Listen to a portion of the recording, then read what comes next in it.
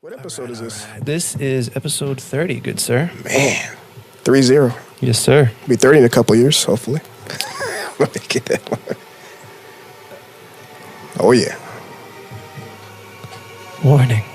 Listening at high volumes will put you in the right vibe. Oh, yeah. That's actually the message that popped up on my phone. God damn. I haven't heard this shit. Yo, like the whole project was just a passion project. Beats, like a lot of these beats I make, they're sitting around for like 2-3 years before I even put them together. But I meshed them together in a project. Audible illusion is the epitome of that for me. Exactly. That's exactly what those are. Just like, oh yeah, this has been sitting here for a couple years. The world here, it sounds new to everybody else, but I've been listening to it for like 3 years, so. I can relate. And welcome back to the motherfucking Minds Wide Open podcast, episode 30. 30, good sir. Yeah. This one is low-key surreal right now, so I'm going to be throwing like random Instagram stories and nonsense at you just because I can't believe I have Noble Bluez in the fucking building, folks. Yes, sir. Give yourself a round of applause for finally coming in here, man. God damn. That's right, folks. You heard me correctly. For the few of you listening, Element, I know you're listening. I got Element listening all the time dope. Here. He's one of the loyal listeners. Yeah, bro. I see him. He's dope too, man. But this has been a long time coming because we feature you to a ridiculous degree on this particular podcast. Usually freestyling, often ambiance. Thank you for your contributions, good sir. This is man. You know, I'm just happy to be a part of the team, bro. Everywhere I can. I'm definitely going to be picking your brain on all sorts of production shit, but I'm going to leave that for the second half of this. Yeah. I'm going to get through the bullet points first. Yes, sir. News stuff, I guess. Tim Conway died, so I just wanted to throw that rest in peace out there. Man, rest in peace. He lived a long, good life. Yeah. He was 85, but wow. Originally a comedian in like the Carol Burnett show, super famous from that. And then our generation knew him as Barnacle Boy. Barnacle Boy, huh? Yeah. So, rest in peace to Barnacle Boy. Rest in peace, Barnacle Boy. The Relapse is a decade old today. You just brought this up a little earlier. Man, it's almost surreal because this dude's been around since like 1999, 2000. And his first big push was after the winning, or I think losing. I don't remember exactly. Yeah, I think he lost the last round of the 97 Rap Olympics. Yeah. And I believe Dre was there. Or something of that nature, and that was where Dre first made that connection. I didn't know that part. I looked through some of the history. They first met in the studio. He had a yellow jumpsuit on, looking like a banana, and that's what his first, label, introduction. Yeah, but I definitely remember that battle putting him in that footing. You know what I mean? Yeah. Did you ever watch that? There's like footage. It's terrible footage, but it's really interesting. I've seen some old footage of him back in the day, rap battling. I think it's Slam something, some jam contest. Just some specific. Yeah, him, and then just looking back, I'm like, when I was a kid, I used to watch all that shit, just rap battles. Like, man, I don't think there was an Eminem video I didn't watch as a youngin'. Yeah, him. There's one of him freestyling in the bathroom with a cast on his hand, just chilling. It's like, man, this dude's just been around forever, bro. But so Relapse being a decade old today, I wanted to point this out just because I believe that to be the most underrated. Oh, yeah. Eminem album? Yeah. You feel that way? Yeah. I mean, it's been a while since I've heard the album, but, when I first heard it, I'm like, damn, how come this isn't even promoted more than those other ones? You know what I'm saying? The content, it really hits you in a certain way. You know what I'm saying? It was extremely critiqued at the time. Like, it was supposed to be the worst thing in the world, and he shit on it himself, and that's a whole kind of other conversation, but that's kind of what bothers me about him. Yeah. Is his inability to stand by his work. Yeah. But like that had Beautiful on it. Yeah, he had good songs on it, man. Good hits. I mean, I liked it. What else was on that one? That had the Crack a Bottle, that was the 50 Cent Dre single. Yes. And then once you get really into it, you realize that the gems are like My Mom. What is it? It's called mom drugs or something. It's like, my mom did Valium and lots of drugs. That shit is a classic to me. He has a lot of like songs based on his mother, you know what I'm saying? But you got to think like he was definitely. raised. But like that one was like the coming to Jesus moment one, where he's like, I'm just gonna put this as blatantly on the table as I can. This is what she did. Pretty much, man. You know, but that's why you like him as a musician, because growing up he was realistic. He didn't talk about superficial shit that no one was really going through. You know, he kept it honest. He kept it funny, but you know, it's his real life. Well, in his own words, he also kept it hyperbolic. Like, at the same time, there is a degree of realistic to it, but he also very much like says like, yo, this is a really like the way when I put it into art, I exaggerate because it's art. Of course. But I think a lot of people sometimes take that a little bit the wrong way. Too far, man. And like, you know, if you don't really understand it, you're going to see it a different way than what he really means it. So my mom, it's an entertainment aspect to it, you know. I believe that part though. I honestly do. And speaking of drugs, shout out to Denver for being the first to decriminalize psilocybin mushrooms. I heard about that. I'm like, man, Las Vegas, like Denver's just the best state to be in, bro. They got everything going. Well, once everybody's smoking weed, then they're like, you know what? You got to one up everybody. We've been a little too crazy about this war on human consciousness. Is what I call it. They call it a war on drugs, but if you're not free to utilize your own discretion, you're not necessarily free. But you got to think it's America, bro. Like, you know, we're the home of the free, you know. But like, home of the brave. We're talking about things that are life changing, like shrooms. Do you see like what they're currently doing with that relative to PTSD and it's basically psilocybin the functionality of it is cutting off blood flow to your prefrontal cortex, which is where you do your thinking after childhood, and your prefrontal cortex is officially formed around 25 is the estimated age. Man, I didn't even know that.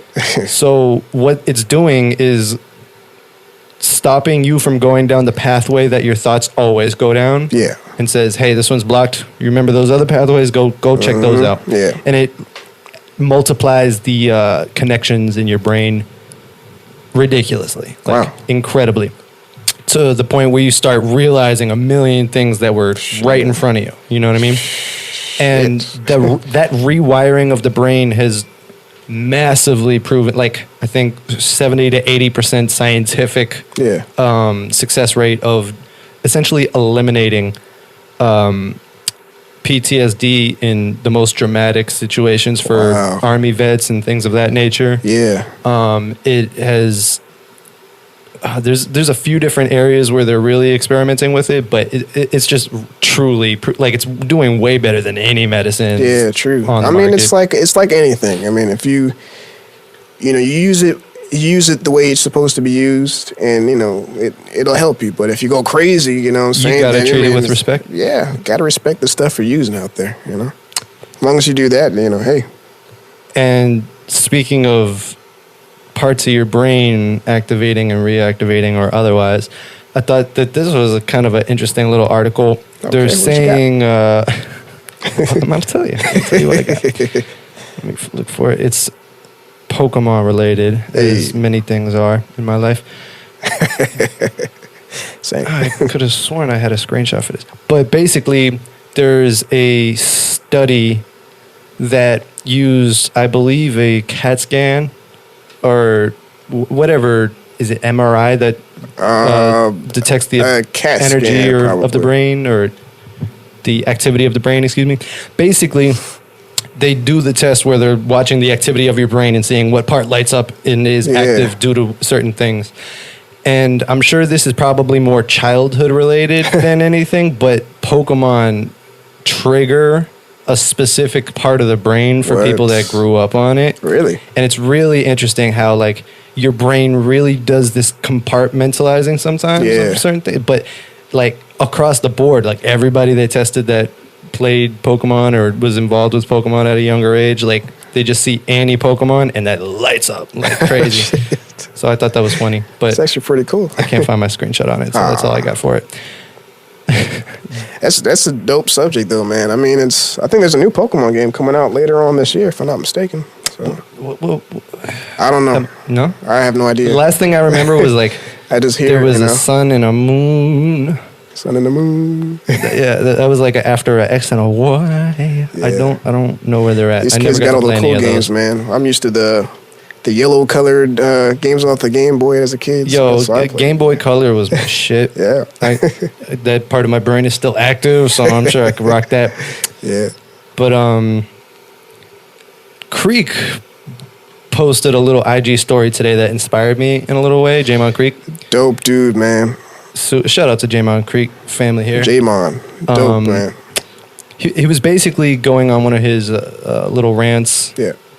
And he was saying how people are overreacting to the recent Alabama, birth control issues. Yeah. Not in the sense of that they're wrong to be reacting, but the doomsayer vibe.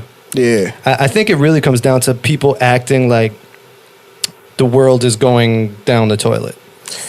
I hear what you're saying. Yeah. And I would love for people to realize that is purely perspective. Yep, true. And there has never been a better time to be alive, but you're so inundated with everything that's happening that it always seems worse. I mean, you watch the news every day and it seems like they only feed you bad news, but look at the world around you. I mean, there's good people, good things happening. Well, let's talk about that because the news is a mathematical responding thing. Basically, there's people working the numbers and going, hey, we got more numbers from this thing. Yeah. And what that boils down to every time is they always get more numbers when negativity is involved. Isn't that something? Because people like to be scared. And that's like that knowledge is safety in their head somehow. True.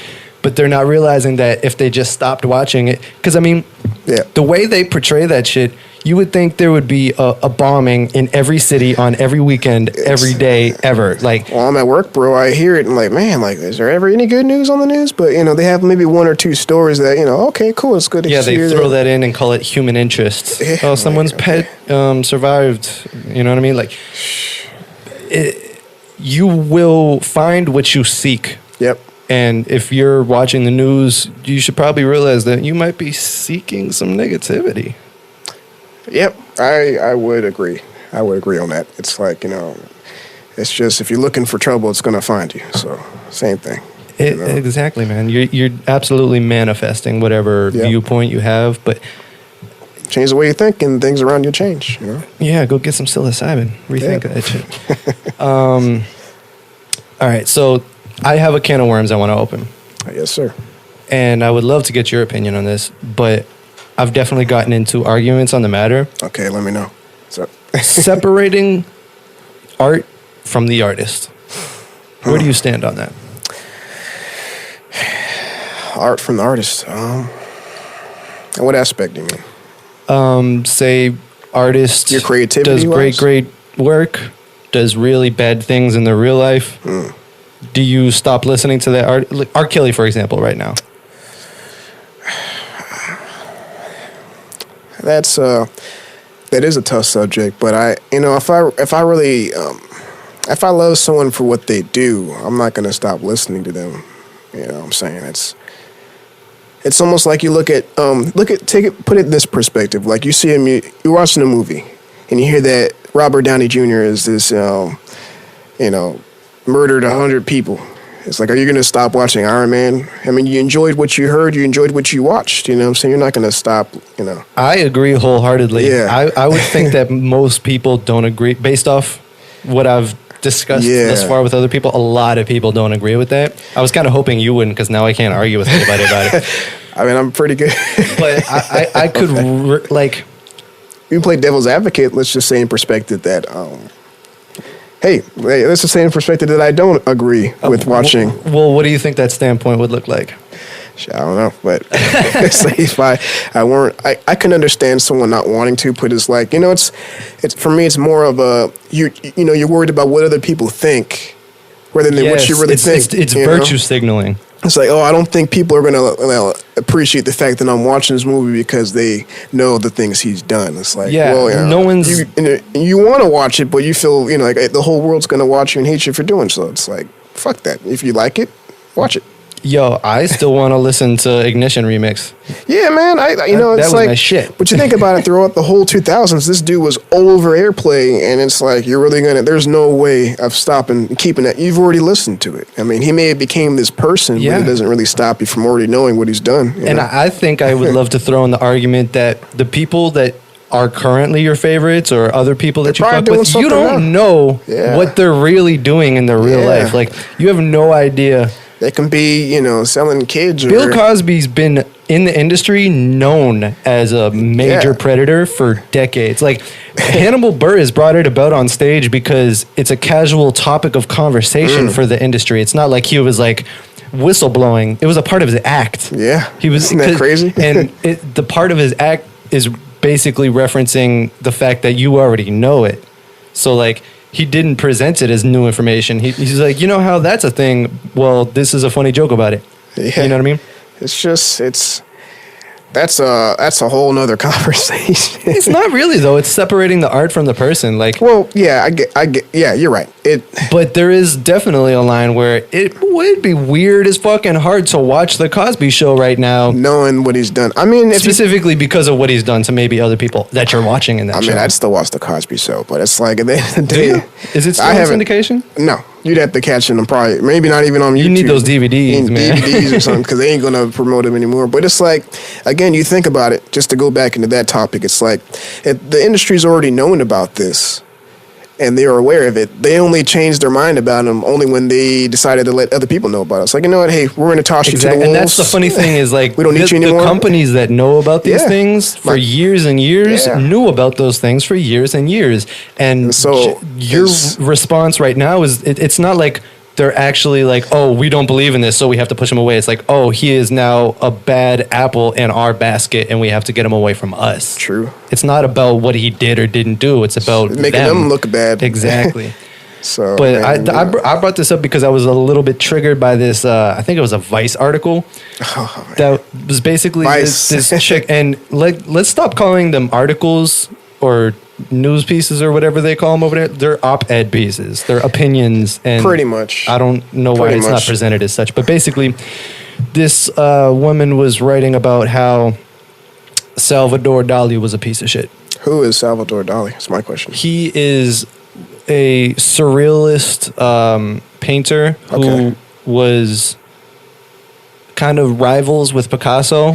You know what? More talented, in my opinion. That name. You would recognize his art. Like, picture melting clocks. Okay. Is it the melting face thing one of his, or am I thinking of someone else? No, that Scream is someone else, I think. But I'll show you something here. Yeah. But basically, they were saying how he was a womanizer and all this crazy shit. And number one, he's been long dead, so there's that. Yeah. But on top of that, or should we stop looking at some of the greatest artwork ever now? Like, who's winning what? You're virtue signaling. It's like they're using it like a mystery. What's the word I'm looking for? Like a scavenger hunt. Like, oh, if I can find somebody that people don't realize was more fucked up, I get more reward from that. That's virtue signal. Like, you're making it about you, not about your ideologies or whatever you're pretending. And about, exactly. That's exactly what it's like, So it's always an interesting conversation especially me, when I hear about it. Who's that dude? Okay. Okay. That's a lot of pictures of him, not his work. Him and Picasso going back and forth, pretty much, right? He definitely hated Picasso. He worshipped him early on because Picasso was earlier. That's how it starts, huh? And that's always someone from under. Your idols become your rivals. Yeah. Okay. I think Stevie Wonder had something similar for one of his albums back in the 70s. That wouldn't surprise me. But yeah, basically, I just thought that was really funny because doing it with Salvador Dali is a very specific, person, artist. Well, yeah, but he's like a painter. So his work is tied to one thing specifically, which is visuals and not other people, no collaborate. Like, it doesn't have the issues that, say, a Cosby show has. Yeah, exactly. So, like, what are you hoping to achieve by presenting this information besides a couple brownie points? Yeah, I mean, you even have to put into this perspective. Even the artists you're hating on and choose not to listen to, they have families too, and their families are, reaping the rewards. Their kids are reaping the rewards of this stuff. So it's like, you stop buying into what they're doing, their kids don't eat. What I'm saying ultimately is I don't fuck with cancel culture. Nah, I don't. Like, number one, hate to say it, but I honestly don't. I'm going to listen to and, do what I want, regardless of absolutely. But number one, you're going to end up with nothing left. Yep. Like, people want to brush certain ones under the rug because of preferences. Like, let's talk about Led Zeppelin.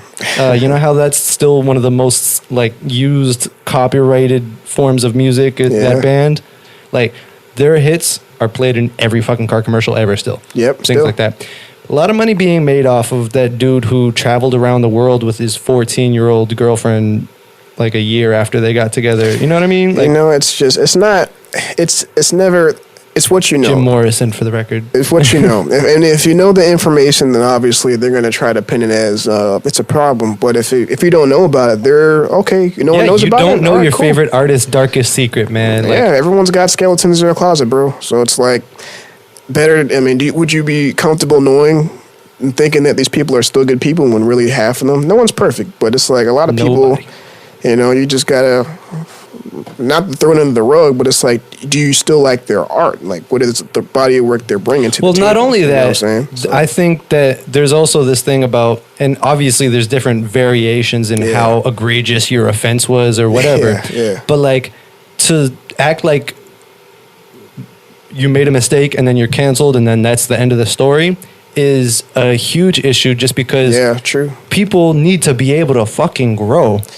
I mean, like, if you're done, like Louis C.K., for example, he outgrew his fuckery a little while before it came out. Exactly. I mean, that's how it always happens, Not always. I think R. Kelly was still up to his, you know what I mean? Things like that. But I'm not going to get too into that theorizing. I'm just saying, like, you need to be able to correct your own mistake. Like, I agree. It's cool to tell people they're doing something fucked up. Yeah, of course. But to say, because you did something fucked up, you can never do anything again is the same as saying, I don't have empathy for you and you're... It's kind of... I can't articulate it, man. You're disallowing growth. I mean, but then at the end of the day, it's like, think about it every time you may have stolen someone's candy as a kid. Think of, maybe you bully that one kid or, beat someone up. That means you're canceled for the rest of your life. I mean, you see a lot of young men getting thrown in jail. Does that mean they don't come out? Some of them come out, some lawyers, some of them come out doctors. I mean, it's like you cancel someone for a mistake they made. It's like, there's eventually you'll be left with nobody because everyone's got something. Yeah. Look at Malcolm X, man. He came out of, his troubled lifestyle, came out and was, there, helping people, doing all types of stuff in his own way. But they say Martin Luther King was a known womanizer. That doesn't fucking make any less of the things he's done. Yeah, you're going to cancel Martin Luther King on Martin Luther King Day? Shit, I don't know. Not me, man. Not me. But, I thought that was kind of a interesting can of worms for me, just because I really don't like Michael Jackson, for example. I don't want to say he necessarily did anything. I believe that he was really fucking weird because of what his dad did to him as a kid, which was essentially chemically castrate him to keep his voice childlike, which kind of kept him emotionally childlike. Mm-hmm. And I think that was who he was, and maybe he didn't do anything particularly egregious. Maybe he did. I have no fucking idea. But either way, I'm listening to Billie Jean. Yeah, shit. That's it. I got the whole album. I got the whole, almost all his albums, you know what I'm saying? My issue is like, especially in that situation, you think, like, people talk shit about Michael Jackson. What about his father? And it's kind of like... Oh, he was the main piece of shit, for sure. But then empathy is the thing that teaches you. If you understand empathy deep enough... You then go, oh, fuck, Joe Jackson probably also had a very terrible childhood with terrible parents. It's like a cycle, man. Exactly. So, like, empathy is the understanding that We're all fucked Adolf up. could have been an all right dude if he had a totally different Yeah. hand at the beginning of his life. You know what I mean? I mean, pretty much. You know what I'm saying? It's just like you got to put everything in perspective. Not to say that what they did was a good thing, but it's like if you give people a chance to grow from certain things, it may turn out for the best for everybody. Especially when it comes to art, you may come out with a world life changing album that you're listening to. Might have been total pieces of shit years ago, but hey, dope ass album. That leaves a all right tangent or transition for me on the table to start bringing up some production stuff because Good. Excuse me. I want to ask you about your sampling habits. Oh, yeah. For starters, like how do you dig? Where do you look? What like I've definitely heard samples from you that I've never heard before, and that I've heard somewhere I was like, oh, you did that one. Let's see what you did with it. Yeah, I mean, man, where do I begin? It's just what was been that a long... song you produced for Space? I feel like that was one of the first ones where I was like, oh yeah, I know that one. Sorry, Space. Not that you're listening, but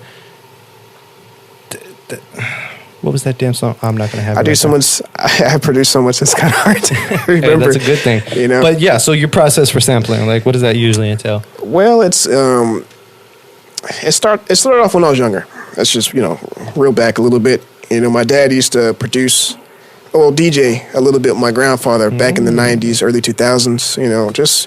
Nothing expansive or anything, just something small time, Jamaican clubs and whatnot. And so they used to get a lot of promotional CDs. And so with those CDs, my dad just held on to. He was really into music, reggae, old school hip hop music. And so growing up, for whatever reason, I just had an ear for music. And so I'd hear production. I loved the rapping, but the production behind it is like, something I held on to. So by the time I was able to produce myself, it's like, oh, I remember that from way back when. What is that song? And so I might pick up my phone and just say, hey, Siri, blah, blah, blah, blah. And I might hear something on TV, or I might hear something on YouTube that I'm listening to, or an album I might have bought, and I'll reel back and then hear where they sampled the songs from, use those same artists that they sampled, and try to pick a different song no one's even sampled before. And within that same realm of, okay, they sampled that person, what song isn't highly sampled yet? So I'll go back, sample that song, and it's like, oh shit, I'll flip that, might reverse it, might, glitch it out a little bit, might use the little gross beat on FL Studios to just mix it around. It's a process, bro. You know what I'm saying? So it's definitely. I was curious if there was any inspiration behind the challenge of doing a sample that someone's done before. Just like what's my interpretation of the that too. I mean, it's all it's competitive at the same time. I like the competitive aspect of making production. I just ask because me as a sampler, I'm usually trying to find something that just hasn't been touched. That too. Both that. I guess that's also an interesting topic because some people feel it's a horrible thing, a bad thing to sample. I'm like, for the aspect of trying to get the samples cleared, I can understand, but it's like it's still fun to. That idea is dying out a little bit, I think. Yeah. Because the earliest forms of hip hop were purely samples. Sample drums. That's what I'm saying. A lot of that. All just like James Brown samples. And like, it's like for me at least, I enjoy it. I like doing it. I hear something from a favorite song I might have liked years ago as a kid, and I'm like, yo, maybe I can sample that. A Tribe Called Quest. If you hear a lot of samples, I sample a lot of them, a lot of their earlier work, The Roots. I like sampling their stuff a lot. Like, man, I can. Yeah, that'd be some tough shit to clear, but definitely I fuck with all of the above. Yeah, man. So, I'm torn between questions here. What do you think is the weirdest or most obscure sample you've ever used thus far? There's this one trance sample I used through this group, what is their name? I can't help you here. No, I'm trying to remember this group's name. Some type of trance group, and it's I think in one of my earlier beat tapes I used a sample. If I could just find it for you, find it for myself really. But let's see if we can find it.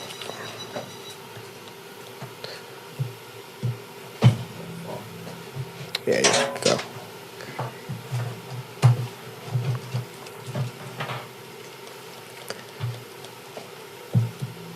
I mean, you have to imagine, like, before I even try to put my music out there, I've been producing for a while now. So it's a lot of this is help due to Corey from rapping in his studio, just his process of doing things. And so it all, what is this? Okay, so I had this song maybe back in 2016 called Try Again. This group, what is their name? And that was the trance sample, though? Yeah, just the sample they heard, it was like a trance, almost a trance sample. Maybe it was like R&B-ish, but it's just the more obscure electronic beats I really fuck with a lot. That and like the stuff from Japan, of course. So of course, you know, all that shit, man. It's like there's one producer in particular I really, really fuck with heavy to help me push my production to the next level. And that his name is Pit the Kid. I don't know if you really know. Pit the Kid?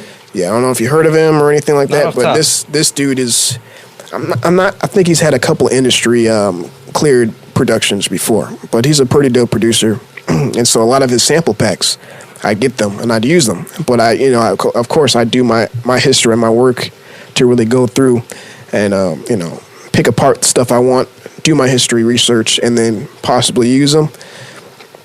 And a lot of that was from, some of the earlier work was from that, and the newer work tends to be from just like songs you may have heard over the radio or just going back to musicians I really fucked with back in the day. So just like whatever's around you. Yeah, man, a lot of stuff from like the 70s, 80s, a lot of that funk, that disco music, shit that Dr. Dre used back in the days, you know what I'm saying? Like those same musicians they'd use, I'd find a different production, like I was saying, and just, they haven't used that? I'm gonna use that shit. And, rock with it, man, It's all about being creative nowadays, You got to be yourself. Definitely. I feel like I asked that question because I guess some of the more obscure, you could call it, samples I've taken would have been from like video games, for example. That too. Castlevania, I did a beat for my homeboy Cable with the Castlevania, one of the themes from like early, like the Super Nintendo. That's dope. Yeah, it's like, I would like to hear that one. It's called Batman. It's off his album actually, so it's pretty dope. I'll go over with you later, but if you wanted to play something, I could give you an artist because I'm about to play a little something myself for beats here.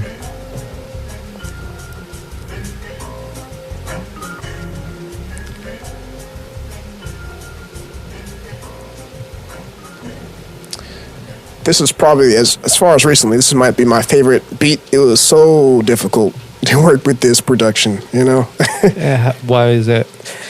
Just the process, because I was still learning how to mix at the time. And so I've gotten better with my mixing of the drums, making sure the sounds aren't overpowering, making sure the kicks are leveled, that the bass lines are leveled out, and it's just... Yeah, there's definitely a lot going on in that sample as far as the sonically. Oh, yeah. When I am sampling, I'm usually cutting at least like half the frequency out of the sample at minimum. Yeah, I mean, it was definitely a process, so that's why it took me... This is actually, I think, from 2016 when like my third project came out, but it's like I waited. All right, I think it's ready now. Bam, some reverse love on there. Yeah, man. I think reverse is underused. I love... Every time I hear something reverse, I'm like, hey! If you listen to a lot of my Question the Beatmaker productions, almost every song is reversed. Why? It's just that I go under different... That raises another great question for me, actually. So, Noble Bluez is a rapper. Yes. And a producer sometimes. See, I can really relate to that. For me, that's Cool Hand Luke. Exactly. The dopest motherfucker I know. But Deific Educe is just a rapper. Yeah. Cool Hand Luke is a producer. Yeah. What? I don't want to call him a rapper, but I don't know what to call. Sure, so who? Question the Beatmaker is obviously a beat maker. Yeah. That's helpful. That one's in the title. Well, the Noble Bluez is both. Both. I guess the names. And who is Bomberman? Just heavy bass, man. It's like that was probably the first alias I came out with, other than Noble Bluez. Why did I come up with aliases? I thought it would be more because I was getting bored of just producing the way I was. I'm like, I need to do something fun for me, not for anybody else. It's, at the end of the day, you got to do something because you want to do it. You know what I'm saying? You know what it is I think that happens to some artists when like they feel like their name has become too associated with a specific sound, so now they feel like they're in that box. That was definitely me for Deific Educe. Oh man. I was like, I need a rise. Need something different. You know, I try to put in perspective, like I used to listen to a lot of MF Doom and Madlib growing up, so if that doesn't give you a hint why the aliases come from somewhere, then, you know what I'm saying, look at Madlib alone. He's so underappreciated in this rap game, bro. Like, especially, oh man, you think of like, you know, you think of the Ninth Wonders, well, Madlib should be right there. Early 90s. He is for me. Quasimodo. Like, as soon as you said that, I was hearing Freddie Gibbs over some Madlibs in my head. A lot of my influences come from the West Coast. And a lot of trap, like a West Coast, but trap at the same time. Try to keep it, you know, Florida relevant. But, you know, it's, you know, just everything everywhere, bro. I just, whatever comes to me, whatever's fun to me, I do it. Why not, you know? If you're not having fun, why are you doing it? Exactly. And I'm in my studio normally with my son in hand. You one-handed producing, doing all this stuff. So you can only imagine if I don't have no excuses. Your next producer name is kind of writing itself right there. I'm not even going to say it. One-hand band man. Hey, you ever freestyle to your own beats? From time to time. I'm the worst at freestyling, bro. But you know what? Aren't we all? Yeah. Can you hear the rain out? I don't even have to take the route that has an exit, cause I do not need that shit. I don't even know if the rest of him will ever catch up to where he has been located for a minute now, getting wild when he can. Wonder if I'll ever finish or pass the pan, pass the Baton Rouge, getting mad at you for no reason. What I had to do to get a little service in this establishment. I need to go murder some homies and then back again to not really rapping, man. Dude gon' stop warming up soon. Warming up soon, trying to come on up soon. It's damn near June, singing I'm in that guy. I'm so fly, so high, try to get by. I never gon' die, always living, killing all the women, cutting up the bitches with no permission. I try to keep it fun with this shit. Yeah, I mean, having fun with this shit, cause I'm too legit to quit. I might fuck your bitch, maybe not, cause I got one at home. And my son's over there, it's talking so clear. I might grab a beer if one hand man band, family love. Goddamn man, can you grab a dub? I need a little something to take the edge off. I never had to get soft or hardened though. I don't even know if I pardon flows on purpose or if they just moved through like the surface of the moon. Do you do what it do? Scooby-Doo, got some work to do now. Whose style is iller than this? Killing no kids, cause the beat called for it. But fucking your bitch. That's me back in my old days when I had the old phase and old ways. Hey, I'm amazed. I'm swimming through the maze. I'm so uplifted. You might just praise. Switching. We need a different vibe though. Yo, real dark, man. Super dark. I love this beat especially. I don't know why. It might have just been the production, the sample I used for it, but... What was the sample? No idea, I forgot. I couldn't tell you, man, like, you know, this stuff here, I'm already sitting in July's project, which is, you know, I'm working on a project every month, pretty much. It's a challenge for myself this year, so it's like, you're hearing this. I've already worked on this project maybe back in March. That's not a terrible turnaround. No, I have like, shit that's been sitting around for years. And that's exactly why. Especially with my rapping, it's going to take some time. I'm more of a... You think of my rapping shit, it's going to be like some Dr. Dre shit. It's going to be every now and then. Production-wise, I'm almost every month, brand new production, brand new beats. You are very Dre-like. Oh yeah. We're waiting on the detox still. I'ma need your pills just to see how I feel. I like the prediction that you bring to the table. I don't know if the affliction will leave you willing and able. I'm still getting all these fables, taking out the book, cause I will take up in the cook in the kitchen. I think you're looking, just listen. Looking and listen, see what we need, more participation with competition. We're competent enough to rap about it tough. Looking at you bluff, You ain't really got that stuff, yeah. It's all love around the table. We ain't no fable. Bringing words back like you heard that. Well, here it is again. I don't even know if I'm over here to be your hater or your friend, cause I sit across tables and I sharpen steel. I do not know if I tell. There you go. You were supposed to fill that there with a same word again. I don't even know if they play with the pen, but off the top, he will not flex anymore cause he's getting bored of the end. Hey. Hey. That was my favorite to say. There's definitely some darker vibes on this one. Yeah, I mean, I think what sucks is I put it on Mother's Day.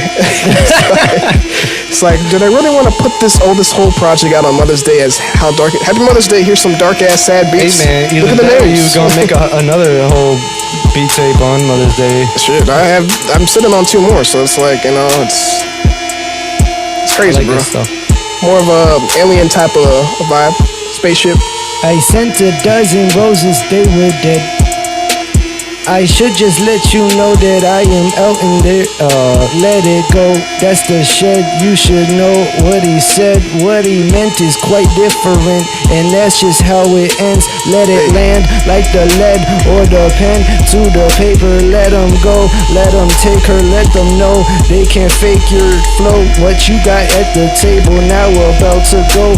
I don't understand if this is not the ripest mango I have. Hey. About to blow. Now we really got the show. It's raining outside. They call me Rain Man. I make them hoes dance on my pants. Shit, it's so fun round here. Ain't a game for us. We live round here. It's the love for this rap shit. It's just the love for this rap shit. Don't let me get the hatchet, cause it's time for chopping. I'm not stopping, I'm the top man. I do not know if I have options, but I never scopped them. I mean, I didn't scan through them. Fuck a Rolodex, the movement is forward. I do not know if you're going to my party, but you should show up. Now I'm about to throw up, is the vomit with it. I don't even know if I'm honest with it, or I should get pardoned from it. Darn, I'm dumb and kinda bored of it. You're stepping in my boardroom, but you're just gonna get the forfeit, kid. You're anointed with the coolest holy water, going through it like I know your daughter. Yo, a problem just showed up, arrived into vicinity. I don't know if I'm stuck up in the ceiling. We gon' find out though. I'm about, yo. I don't know. Yo, you have like the illest freestyle, man. It's just, you know what? Tell me a little bit about that. Like, where does that all come from? Just having a good time too? You see it as production? Freestyling? Yeah, it's just having fun, you know. I see. Cause I freestyle on my own at home when I'm producing, but it's like, I feel that. Like a lot of, when I watch your podcast, I think it's always really cool to see you just freestyle, bro. Like, it's just, I guess the way I look at it is, you don't really think about it too much. You just go. The key is not thinking about it, definitely. Exactly. But when the key to even get to the point where you cannot think about it is to not care what other people are thinking. Mm-hmm. And that's the hardest thing, because a lot of the times you want to freestyle because everyone else is freestyling and it looks cool and looks like you could look cool and it's fun. But the point I'm at right now is I will freestyle no matter what, no matter how terrible it comes out every single day. Like, and it's because of that I believe I will. It's because of that people think I'm good right now, even though I'm like, I still fuck up a lot and I'm not there, blah blah blah. But like, I know if I allow that to continue to happen, I will be there. Yeah, whereas everyone that's worried about it is staying exactly where they are. You got to think it takes consistency, especially with all this music. I mean, it's like I was reading something the other day, and it's like, nothing just happens. I mean, not even for the people, it seems like it just happens too. It's like at some point they built themselves up to be these types of people, and it's like, and overnight success takes 10 years, man. Yeah, none of this stuff comes easy, especially not for production, not for rapping, not for engineering, not for doing this podcast. It's like, it's at all, because I mean, quality of product isn't even a major variable anymore. You know what I mean? The major variables are how you navigate the marketplace. Yep. That's what it really comes down to. I agree. But man, is this a dark ass fucking beat tape, I tell you, bro. I mean, you would have thought it was with my other alias, No Bullshit, because it just, that one's more dark trap shit. This one was just sounds like a late call there, buddy. Oh yeah. You look at the name of this project, it's like times are hard for a reason, you know. Depression, starvation, you know, all these names and shit. Just.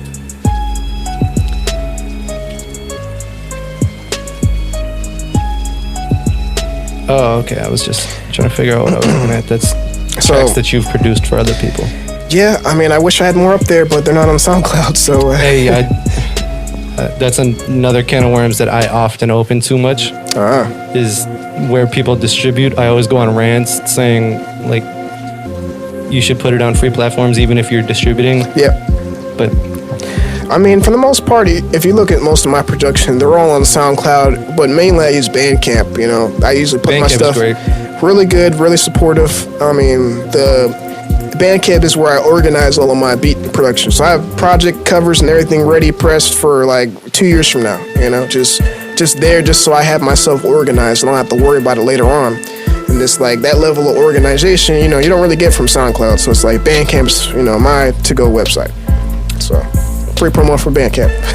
Finally, an upbeat beat. I do not know if I have to go and tuck down the street. What you found round your feet is your blood. Should've looked up, then looked down quicker. You not my bud. You about to get smoked like some dough. I do not know if I will come here with some other damn flow, but still feel the syllables up the sentence and end it with repentance. And I don't know if I let this go to the degree that I should have. Is it Fahrenheit or Kelvin? Celsius couldn't tell them what the hell is happening. Shit. Straight up the top. Fresh at the box. Top notch, not going hip hop. Might go and flop. Young nigga, non-stop. Flubber. Robin Williams. Give me a rubber for your girl. Basically, I was one, not the other. So, I was trying to remember my other production questions. Those are some shit I probably should have written down. I mean, it's hey man, I'm here to answer all questions. It's been so long, bro. Definitely. So, what do you see for Noble Bluez, the rapper, next? Because we all know your production. Like, we all know it. But, and we can identify. Like, something starts playing, like, oh, is that Noble? Yeah. You know how many times on this podcast someone properly guessed? At least 3. That's pretty dope, man. Although they probably also know that that's all I really play here because other people don't want to give me beats, man. Hey, man, you need free beats, you come ask me. I got so much stuff just waiting to be heard and used. Hey, man, you can send me shit anytime. I will often, like, not even think or forget, and then I'm in a podcast like, oh, damn, I should have fucking hit somebody up for something new. In that case, I think when I get back, I might send you the whole next project, probably. Hey. I'm super about that. Did you listen to the episode with Element and Ford? I did not see that episode. I might have seen that episode. The video is going to come out today. Okay, I didn't see that one yet. But it was probably one of my favorite ones to do. I did not flex on freestyling. It was one of my weaker performances for sure. But that was the one where you sent me, I think you sent me Interlude Vibes before it dropped. Yeah. Yeah. I love Interlude Vibes, man. That was a lot of fun.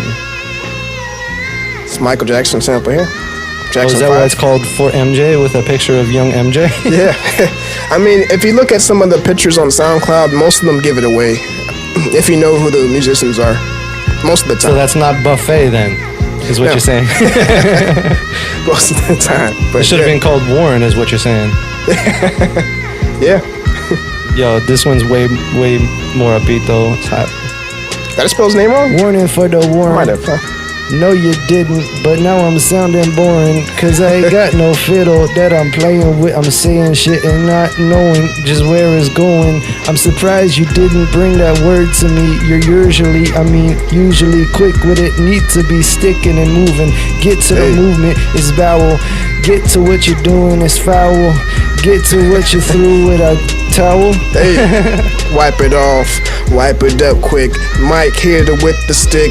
Call that my dick, yeah. A young breed of nigga. I'm so sick with it. I'm so ridiculous. My dick will spit at these hoes. Stick with shit. I'm nasty. Called it classy. So classic. You might call me a bastard. That depends on the marital status of your parents at birth, and I don't give a fuck about it. That's just the truth. I might have to go and burn something. My sister is a bastard, but I wasn't. I think that's kind of funny, and nor is it relevant. I tell them again, I do not have to go up in your cerebellum to tell my friend that you ain't have to go the felon route. Get the clout if you wanna, find a drought if you gonna. And I'm about to find a little marijuana so I can calm up and then calm down. I'm about to go now. I tell you, man. Batman. This is it here. This is the song. I saw the name and I was like, oh, there it is. Yeah. A lot of what was the sample again that you were? Castlevania. Oh, right. But it sounded like an old Batman sample from Super Nintendo anyway, so I'm like, just dope. Yeah, so I produced this song for my homeboy Cable. A lot of this. Shout out Cable. Shout out Cable, man. You know, I produced this song for my homeboy Cable on his last album. So, really dope project. I produced maybe like 5 songs off of there. It's like this year alone, bro. Like I've really been trying to be more, been interested in trying to work with artists. You know what I'm saying? I used to have people record in my crib, but it's just I don't have the right equipment. It's like it would be better if I just give them production and then work with them in the studio. So it's like, there's steps, there's levels to it, but hey, if you're ever looking for rapper fodder, I'm definitely available and looking for excuses to make music again, because like the more I pour myself into what I'm doing here, the less I even remember to be an artist. It hurts the soul a little bit, you know what I mean? That, I think, is an interesting topic, because you look at it, it's like, even me with my production, you asked me when was the last time I put a project out. Well, I put an EP out. Really recently. I put an EP out, but if you look at it that's a project. Those songs aren't even new songs. Those are old songs. Yeah, but I don't know that. No, you didn't hear that just now, but...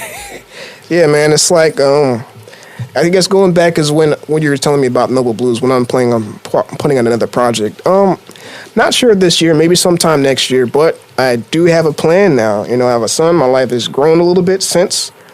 I already knew what I wanted to do like 3 years ago. Like I already had the concept and everything, put together. It's just getting the art out. You know how it is being a musician. Like you have the ideas you want, you have the production you want. It's just getting it, putting it into fruition.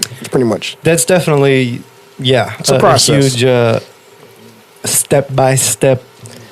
Yeah. It's a process. I, for example, have a compilation project that I need to put finishing mix touches on, which is just songs from my previous 3 projects, so I can distribute them. And it's awesome, man. We need more of that. Because number one, no one's really heard my music. I don't do what I want like to do with it's very promoting eclectic, it. Bro. I appreciate that, but I'm just saying, like I don't really push it yet. I'm working on my foundation before I even worry about my personal brand. But with that being said, I still want some of it available on like Apple and Spotify, etc. So I'm like taking some of my preferred songs that don't have like a crazy sample that I'll never clear, and putting together a little compilation of the better versions of that, and then gonna be dropping that. So that's called. Dope, man. It's gonna be called DFI. Yeah. Don't fall in. Yeah, I love that name a lot. DFI.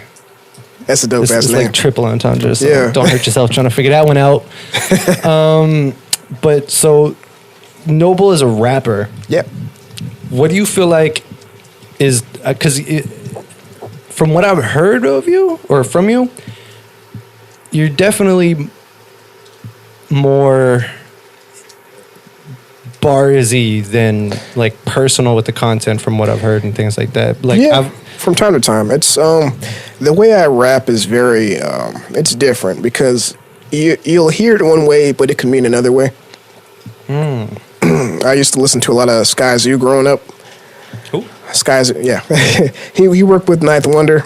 He was in a beat battle back on 106th and Park, made back in the early 2000s. Then he had his own career afterwards. After he I think he won or lost that battle. Maybe won or lost, but after that he went to have a solo, rap career, and so his stuff's been consistently good to me, at least. Even using Bill Cosby, Sky Zoo. Sky Zoo? Okay, yeah, so I did hear dope that right. Dude. Yeah. So listen to him a lot. You think of artists that, have a way of saying things, but you don't really understand it until you have to go back and hear it again and again and again. It's like in my first project, Humble Beginnings, like a lot of those songs you'll listen to and it's like, what the fuck is he talking about? At least for me. And I'm like, it's all emotion. It's all about emotion. I say things with emotion. I mean it emotionally. So if you understand the emotion behind it, then you can understand what I'm really trying to say. Kind of how I work with production, the same way. It's all emotion, how I feel. If I don't feel a certain way, it ain't gonna come out. So. Yeah, I mean, obviously the source of good music is the vibe, energy, or emotion, which is all really the same thing. Yeah, pretty much. But I guess what would I go back and listen to if I was looking for more of those hints? That one that what'd you just call it again? Humble Beginnings. Humble Beginnings. A song I made called Going for Gold it's kind of like a battle with myself while trying to run from my own problems, but trying to go for the better things in life. And what like specifically brought about going for gold? Well, I was in a time in my life where, things weren't always going, right fresh out of high school. I was with Corey, I was going through some other personal shit, just depression, stuff that young adults tend to usually go through. So, he brought me into rapping. Really, Corey brought me into rapping. And Corey shout James. out to Corey. He was supposed to be the first guest on here. He actually came through. I seen it. I was so happy to see that, bro. I didn't see the episode. But that wasn't an episode. That was a jam cipher. Basically, construction of Beach Bums Part 2. Yo, I'm excited for that. I don't know if I'll be a part of it, but it'll be crazy. I'm sure everyone will be on some level. I'm working my way back in, bro. This 187, call it 911 for its aggression, it's done. Suddenly I'm shifting away from my humble state of mind, living, creeping where the reaper's sleeping. It's left me woozy, I'm singing Uzis, held by demons, y'all sleeping on the truth, cause the dragon's on its hot pursuit. For me, I should have did a video for this back in the day. That's a producer mix right there. Corey. No, I know. I'm looking at it. I'm just saying, like, mix. By producer mix, I mean, like, you could tell when a producer mixed their record because if they're not like, it's about where you're putting the lead and how much space you're making for the lead. A lot of times, if a rapper sounds more like an instrument than a vocal, then you're like, oh, yep, that was the producer. Yeah, that's no shade at all. I'm just no, of course, bro. Trust me, like, I know exactly what you're saying. That's what I like working with him as, just the collaboration between me and him. It's like almost like a brotherhood too for me. And so when we work, it's like I'd rather be more of like an instrument to the product. I'm trying to bring to the product when I come to rapping. Hence producing. I feel you. I hear that, and I definitely know what you mean. But I guess I just mean more specifically as pertains to mix, because I like the idea of using artists as instruments in a sense of like I want a Dr. Dre, Broward County mixtape of my own. Yeah, I honestly see that a lot, and I can see that coming. I mean, it's just you think of the movement, you think of your body of work, you think of the foundation. I mean, it's like we spoke before the podcast. It just seems like, you've come a long way. You said you were going to do something, and like, here we are. You're doing it. You don't make excuses. You know, it may take you some time to get there, but you do what you say and set yourself out to do. That's why, you know, you're trustworthy. You know what I'm saying? I hope that that's the track record thus far. Yeah. But either way, move forward is the only direction. So Exactly. I mean, you can't look back at the things mistakes you've made. Bill Cosby, R. Kelly. You can only look, you can only look forward to what's next, and that's how I see it. You know. definitely. On that note, it's like, well, I can say the next album's name. It's called Chapter 1. Oh. Chapter 1. You think of the EP Chapter 0. Yeah, that's... EP No, I got it. Chapter 1. And so it's more of a... You hear the song Going for Gold. It's more of that theme of that song, more of just, striving for success. So that's just kind of this, I meant to do this, but this is where I'm at. Like, yeah, I know. It's like I'm starting to head towards that direction, pretty much. But there's definitely, like, for some reason that title gives me like a State of the Union kind of vibe too. Oh yeah, you know what I mean? Like yeah, you're like, it's almost like your updates on you. Pretty much, I mean, like I already have the next album figured out. It's more of a How many projects ahead are you, man? Dude, what the hell? I'm a Gemini, bro. We don't keep our mind in one place. We like to think. That's why I usually get bored with stuff, because I'm always in 2-3 different places at once. Like for my production, I have to have 3 different aliases and styles, because it's like, if I don't, I get bored. And so it's like, not to say I'm bored of rapping, why I haven't done it. It's just that I'm a perfectionist as well, and I wasn't happy with a lot of...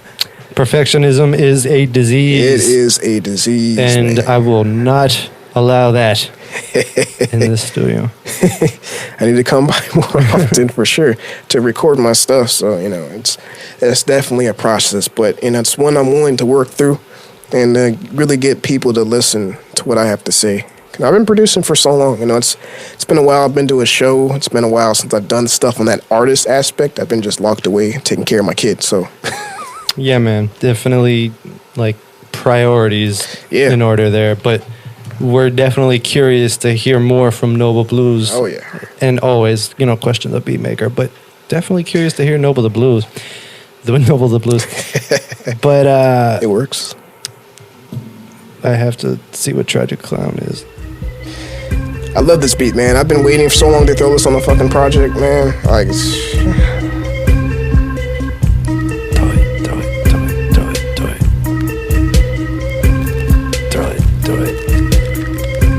Yeah, rappers can't handle this timing. What's that? Rappers can't handle this timing. No. That shit just throws you off.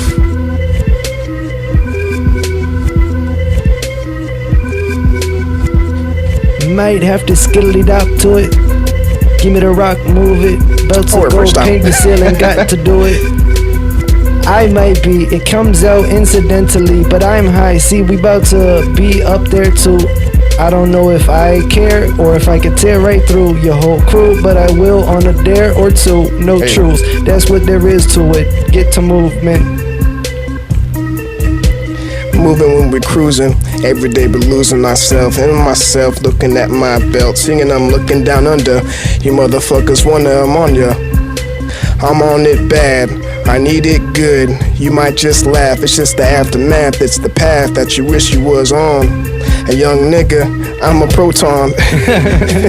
Protons and neurons, electrons make you wonder what the heck is on. You gone, be gone if you want to be on, cause you're not gonna get there from this front nor the back of it. Pedestal whack on it. I don't even know if I know Jack, but Jill's a bitch and you can feel this shit. Enter the ditch, enter the void, and enter the rich. Getting the toys that they take and taking them away. I don't know if I should probably stop playing this shit, cause I'm slipping like a motherfucker. Shit. But I definitely fuck with the vast majority of the vibes, man. Like, I wish I had a genuine line of questioning prepped for this, but you hit me up today like, yo, today I'm free. And I was like, oh, fuck, Noble. I would have cleared a session for that. Yeah, bro. I know last week we were trying to get a session in, but it's like, as of late in my life, I've been trying to get into a condo. So I've been working on moving. This time of year, it's been the 18-month, so I've been stressing about my lease, trying to move. That's always fucking. So it's always a struggle. I'm like, you know what? Fuck it. I said last week I'd do it. I couldn't make it. I can't just leave my boy hanging after all this time, that, man. So it's like, hey, can you watch my son? Cool. I gotta go. So it's like my girl's over there now watching them. He's no, they're good. So. Bet. So, I also want to say, just for you on the session tip, like, if you ever need a place to record, rappers on your shit or whatever the hell, like your family over here, like, will make that work somehow or another. You know what I mean? I'd like you're not catching the regular charge out here. Is what I'm saying. But shit, man, do you have anything for anything you would like to share or questions I should specifically ask you? I feel like, more in depth with your personas, my attitude, It sounds like you're already entering the rabbit hole yourself. Yeah, I guess just elaborate on my production. You look at like a lot of the stuff I do, more on the Bandcamp side. Like I'm always ahead of the game. And we find you on Bandcamp with or without an X in your name? X. So Nixable Bluez on Nixable Bandcamp. Bluez on Bandcamp. Okay. Blues with a Z. So it's like I'm highly influenced by anime. If you haven't, I'm sure you know. Big surprise. So it's like I guess what I'm trying to say is you can't really be afraid to be your true self. I think a lot of musicians out here try to pretend to be these type of people, and it's like when you really meet them, it's like, but you're interested in that. How come you don't talk about that more? It's like I try and just evaporate all that shit. Especially like a lot of the old school stuff, like the Nostalgia Wave projects I put out. You hear the names of the project. Johnny Bravo, shit. Like I don't care. You put out what Yu Yu Hakusho. You want to know the next one for next month? It's even more anime from old school shit. It's called Tenchi Muyo from like back in early '90s. That's the next one. That's dope. So I'm like, you can't be afraid to be yourself out here. I think many people are. But that's so detrimental to themselves at this point. Because now the marketplace is so spread wide the fuck open that the only thing that sets you apart to a real degree is what makes you different. So it's like an industry standard might be, you may sound like this guy, they may put you on, but they're only going to know you. They're only going to think of that musician, not of you. You may have that one hit, maybe you got a couple $1,000s off of it, but it really isn't worth, tearing who you are away just to fit in with what they want you to be. So it's like, why not produce the way you want to produce, talk about the stuff you want to talk about, dress the way you want to dress, be who you want to be, Why you got to be like everybody else? Well said, good sir. Well said. But I think it's something everybody struggles with still at the end of the day. I do. Ego insecurities are a bitch. They're a bitch. Yeah, Florida, bro. Florida is a crazy place, man. I used to call it the mean mug capital. I think there's, I guess in certain pockets, been better vibes lately, but there's still very much the Florida mean mug outlying vibe. How do you feel about that? Like, especially as of late, I know in our whole collective, it seems like we're all really cool. We're all willing to work and build each other up, in different aspects. But then you look on the outside, and it's like you see a lot of musicians back and forth, with one another about like a lot of stupid shit, street shit. You know what I'm saying? So, at the end of the day. I think on that, what you refer to as our collective, like there's a lot of pockets like us that I think are growing. Yeah. So if you look at the people that are still like xenophobic or, having issues with each other or whatever it may be, they're becoming the minority. Yeah. Like more and more over time. And if that's the trend, then I have faith that it'll keep moving that way. And I hope so, man. You look at back in the day, Atlanta, when they were starting to come up, you think of your Ludacris, all those guys, bro. And they started the wave of unity. Yeah. But like, I believe that it probably looked, relatively similar prior to that as it does to here. I think we're just kind of hitting that stride finally of like, all right, we can create some fucking unity here. Yeah, man. It's time for a new wave to come in and start running, down Florida. Hey, I think Florida's been... There's some talent, man. And that's the crazy thing. Like, not to say that the people being promoted through the industry aren't good, but that isn't the only face. A lot of them pale in comparison to, like, what's really going on. That isn't the only face. Like, they have a lot of people that have, bars that can be, nostalgic, that can really out-rap a lot of these dudes. And I mean, all it really comes down to is, you know, who you're connected with, who do you know, how do you can push yourself to get here. I mean, you can't doubt yourself when it comes to your creative aspects. I mean, it's like when I was younger, I used to doubt myself a lot when on production, but it's like, fuck it, why am I doubting myself? Like, if I ain't gonna do it, who is? No one's gonna do it me like I can do me. So. And the other fun thing about that is it almost doesn't matter that much. Like, nah, you can sound like you shit. said, the relationships are the most important thing. Very important. It's very. Relationships are everything in every industry. No matter Agreed. what, if you're selling houses or making beats, you gotta fucking know somebody to sell it to. You know what I mean? Exactly. And people underestimate not only like that part when they're more of the I'm in the studio being a genius type rappers. There's a reason that some of the best rappers in the world probably aren't known. I'm sure I can go to the studio now and find a couple rappers that are probably out rapping these dudes in the game right now. If only it was relevant, you know? If only it was relevant, and you know? So. I really just would I plan on, you know, more events in the future. Since I transitioned into podcasting, I haven't like exactly figured out how I want to format things in here to, because, you know, when I throw events, it's a whole to do. Man, I'm still the only person on this team right now. I love watching the events, like the highlights and stuff, bro. Like it's always good for me to see that there's still love between everybody, you know, regardless of what we have going on outside in our regular lives. That's, you know, we can always come here and just enjoy each other's music, you know, our vibes and all that. You know what I'm saying? So it's like, it's cool, bro. Definitely, man. And shout outs to everybody that's out here actually, you know, working on unifying all this area. Yeah, like, seriously. Plugged In MIA, you know, Save Mars, Zanaya. I've been hearing a lot about him. I know I see you guys talk about him. Yeah, and I'm like, I heard some the artist formerly known as Rook. Rook, huh? Yeah. Oh, okay. Man, he's someone I heavily believe in. I'm a huge fan of everything he's been dropping. Like, quite immaculate. I think his issue is also perfectionism. Same. Because Same. Everything comes out just stupid. Like, it's perfect every time. And it's annoying me. Right there, man. So shout out to Save Mars and Plugged In MIA and everything they're doing and putting on right now, because they're doing all sorts of cool open mics that have let me stay around the people that I like. Yeah. And that makes me go, I guess I don't need to be the one putting on an open mic right now, which has been kind of relieving. But I still want to do... Sundown Fest is going to be crazy.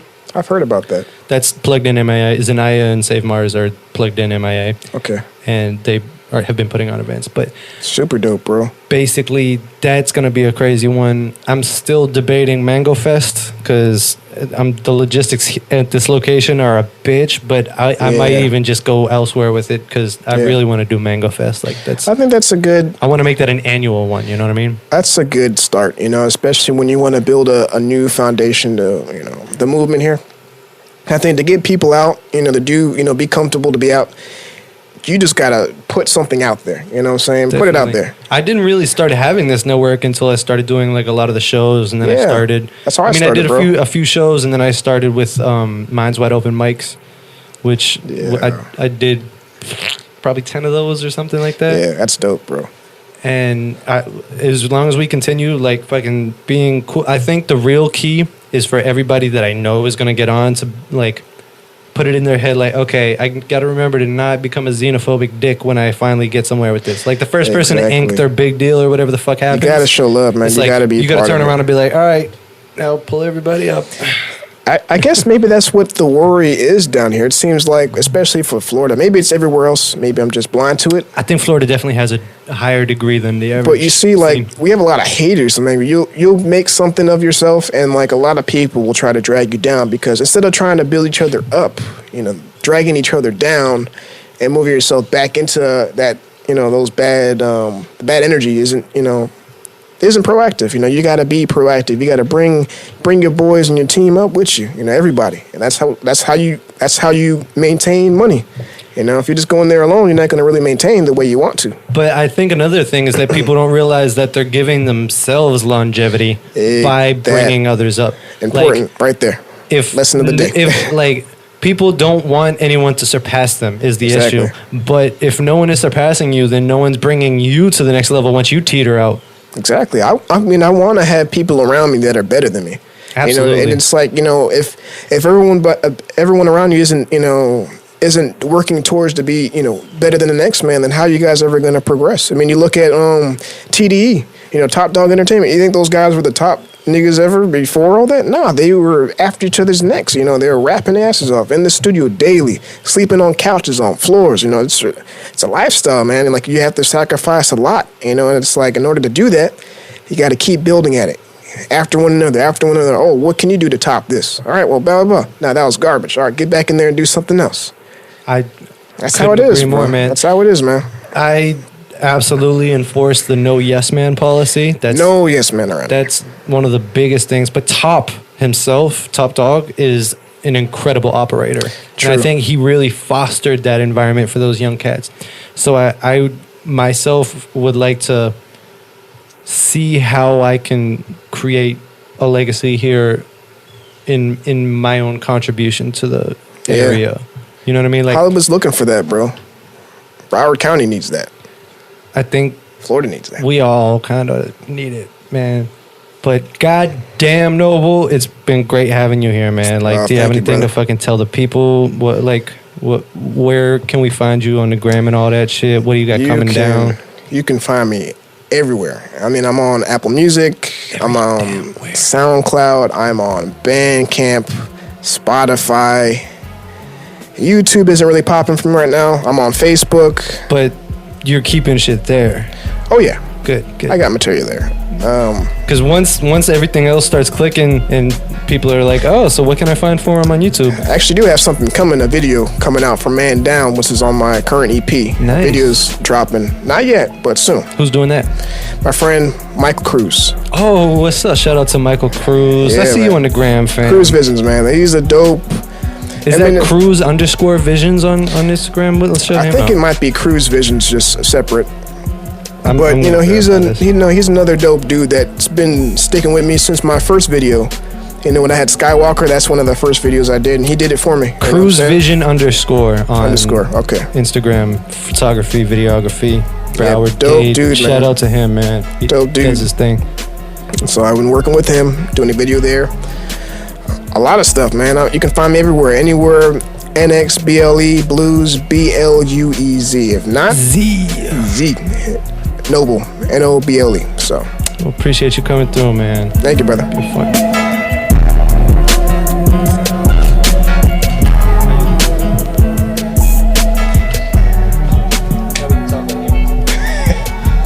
First podcast, bro. Feels good. Well, I wish I would have just said, hey, bro. Yesterday, I probably should have just called you, let you know, hey, man, I'm going to be coming through. You like certainty, I get it.